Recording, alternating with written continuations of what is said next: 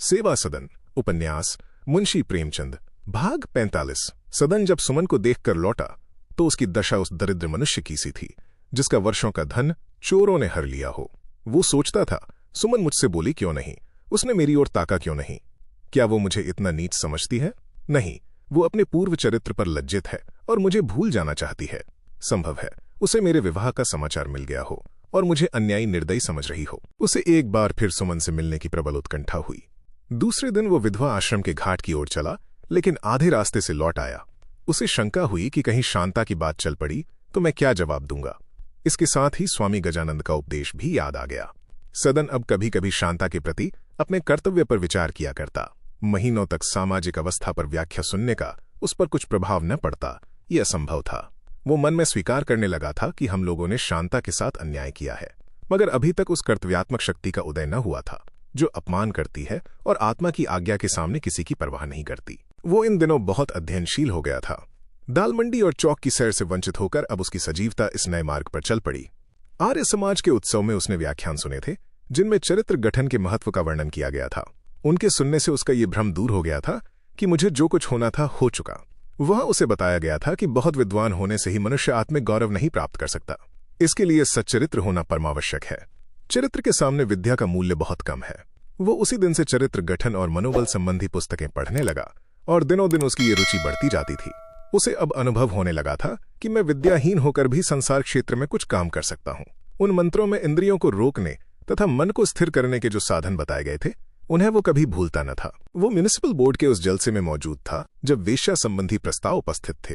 उस तरमीम के स्वीकृत हो जाने से वो बहुत उदासीन हो गया था और अपने चाचा की भूल को स्वीकार करता था। लेकिन जब प्रभाकर राव ने पद्म सिंह पर आक्षेप करना शुरू किया तो वो अपने चचा के पक्ष का समर्थन करने के लिए उत्सुक होने लगा।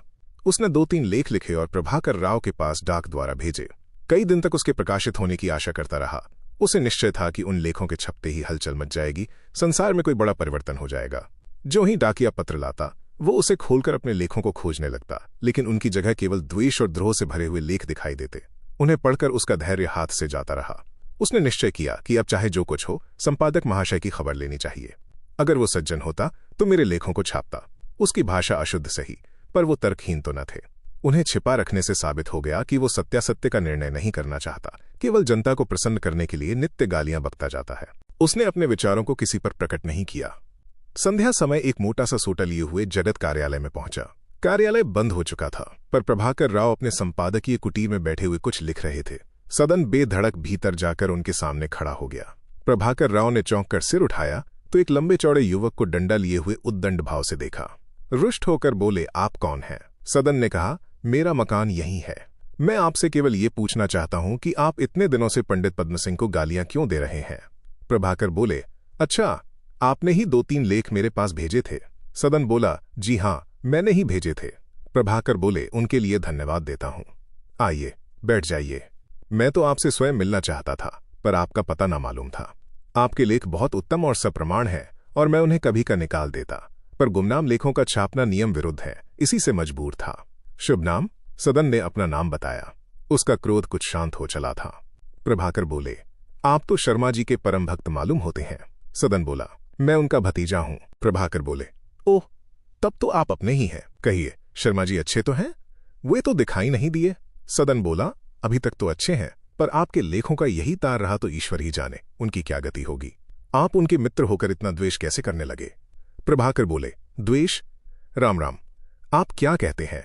मुझे उनसे लेश मात्र भी द्वेष नहीं है। आप हम संपादकों के कर्तव्य को नहीं जानते। हम पब्लिक के सामने अपना हृदय खोल कर रखना अपना धर्म समझते हैं। अपने मनोभावों को गुप्त रखना हमारे नीति शास्त्र में पाप है। हम न किसी के मित्र हैं न किसी के शत्रु। हम अपने जन्म के मित्रों को एक क्षण में त्याग देते हैं और जन्म के शत्रुओं से एक क्षण में गले मिल जाते हैं।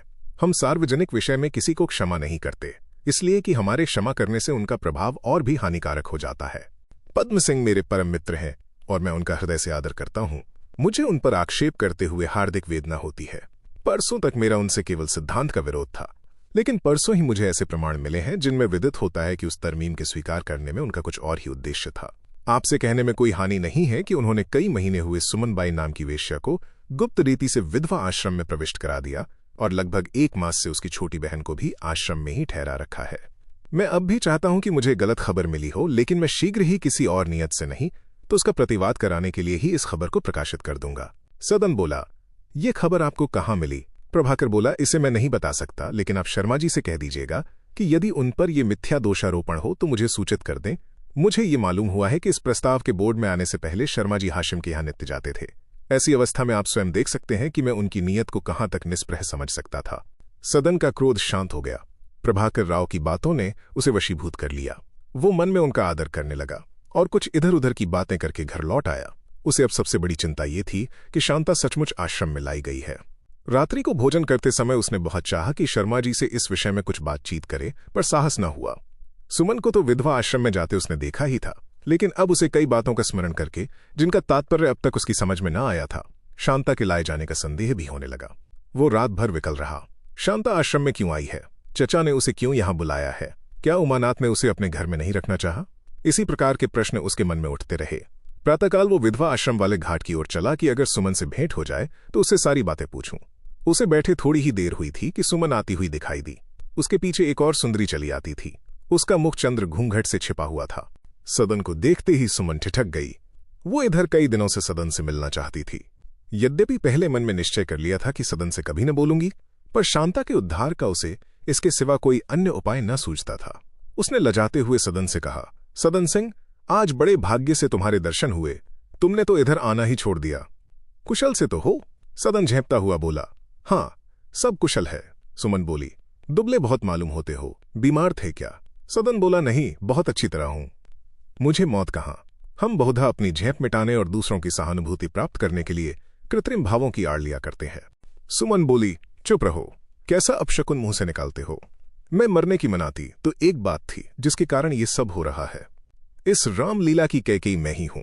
आप भी डूबी और दूसरों को भी अपने साथ ले डूबी। खड़े कब तक रहोगे? बैठ जाओ। मुझे आज तुमसे बहुत सी बातें करनी है। मुझे क्षमा करना, अब तुम्हें भैया कहूंगी। अब मेरा तुमसे भाई बहन का नाता है। मैं तुम्हारी बड़ी साली हूं। अगर कोई कड़ी बात मुंह से निकल जाए तो बुरा मत मानना। मेरा हाल तो तुम्हें मालूम ही होगा।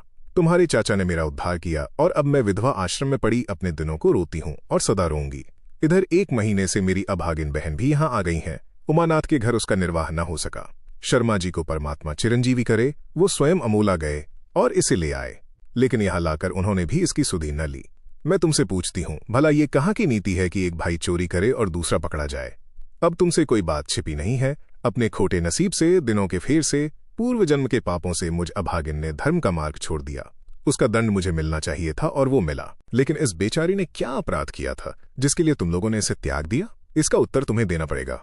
देखो, अपने बड़ों की आड़ मत लेना।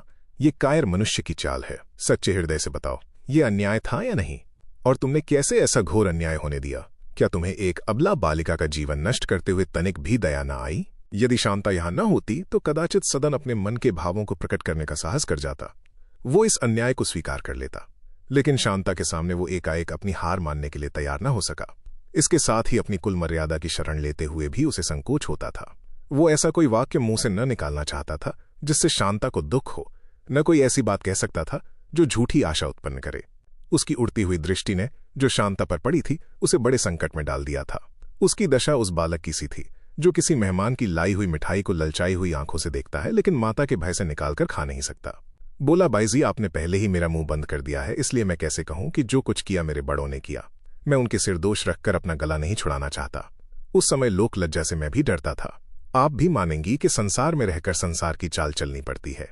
मैं इस अन्याय को स्वीकार करता हूं, लेकिन ये अन्याय हमने नहीं किया, उस समाज ने किया है जिसमें हम लोग रहते हैं। सुमन बोली, भैया, तुम पढ़े लिखे मनुष्य हो। मैं तुमसे बातों में नहीं जीत सकती। जो तुम्हें उचित जान पड़े वो करो। अन्याय ही है, चाहे कोई एक आदमी करे या सारी जाति करे। दूसरों के भय से किसी पर अन्याय नहीं करना चाहिए। शांता यहां खड़ी है, इसलिए मैं उसके भेद नहीं खोलना चाहती, लेकिन इतना अवश्य कहूंगी कि तुम्हें दूसरी जगह धन, सम्मान, रूप, गुण सब मिल जाए, पर यह प्रेम ना मिलेगा। अगर तुम्हारे जैसा उसका हृदय भी होता तो ये आज अपनी नई ससुराल में आनंद से बैठी होती, लेकिन केवल तुम्हारे प्रेम ने उसे यहां खींचा। सदन ने देखा कि शांता की आंखों से जल बहकर उसके पैरों पर गिर रहा है। उसका सरल प्रेम तृषित हृदय शोक से भर गया। अत्यंत करुण स्वर से बोला, मेरी समझ में नहीं आता कि क्या करूं। ईश्वर साक्षी है कि दुख से मेरा कलेजा फटा जाता है। सुमन बोली, तुम पुरुष हो, परमात्मा ने तुम्हें सब शक्ति दी है। सदन बोला, मुझसे जो कुछ कहिए करने को तैयार हूं। सुमन ने कहा, वचन देते हो? सदन बोला, मेरे चित्त की जो दशा हो रही है वो ईश्वर ही जानते होंगे, मुंह से क्या कहूं। सुमन बोली, मर्दों की बातों पर विश्वास नहीं आता। ये कहकर सुमन मुस्कुराई। सदन ने लज्जित होकर कहा, अगर अपने वश की बात होती तो अपना हृदय निकालकर आपको दिखाता। ये कहकर उसने दबी हुई आंखों से शांता की ओर ताका। सुमन बोली, अच्छा, तो आप इसी गंगा नदी के किनारे शांता का हाथ पकड़कर कहिए कि तुम मेरी स्त्री हो और मैं तुम्हारा पुरुष हूं, मैं तुम्हारा पालन करूंगा। सदन के आत्मिक बल ने जवाब दिया। वो बगलें झांकने लगा, मानो अपना मुंह छिपाने के लिए कोई स्थान खोज रहा है। उसे ऐसा जान पड़ा कि गंगा मुझे छिपाने के लिए बढ़ी चली आती है। उसने डूबने मनुष्य की भांति आकाश की ओर देखा और लज्जा से आंखें नीची किए रुक रुक कर बोला, सुमन, मुझे इसके लिए सोचने का अवसर दो। सुमन ने नम्रता से कहा, हाँ, सोचकर निश्चय कर लो, मैं तुम्हें धर्म संकट में नहीं डालना चाहती। ये कहकर वो शांता से बोली, देख, तेरा पति तेरे सामने खड़ा है, मुझसे जो कुछ कहते बना उससे कहा, पर वो नहीं पसीजता। वो अब सदा के लिए तेरे हाथ से जाता है। अगर तेरा प्रेम सत्य है और उसमें कुछ बल है तो उसे रोक ले, उससे प्रेम वरदान ले ले। ये कहकर सुमन गंगा की ओर चली गई। शांता भी धीरे धीरे उसी के पीछे चली गई। उसका प्रेम मान के नीचे दब गया, जिसके नाम पर वो यावत जीवन दुख झेलने का निश्चय कर चुकी थी, जिसके चरणों पर कल्पना में अपने को अर्पण कर चुकी थी, उसी से वो इस समय तन बैठी। उसने उसकी अवस्था को न देखा, उसकी कठिनाइयों का विचार न किया, उसकी पराधीनता पर ध्यान न दिया। इस समय वो यदि सदन के सामने हाथ जोड़कर खड़ी हो जाती तो उसका अभीष्ट सिद्ध हो जाता, पर उसने विनय के स्थान पर मान करना उचित समझा। सदन एक क्षण वहां खड़ा रहा और बाद में पछताता हुआ घर को चला।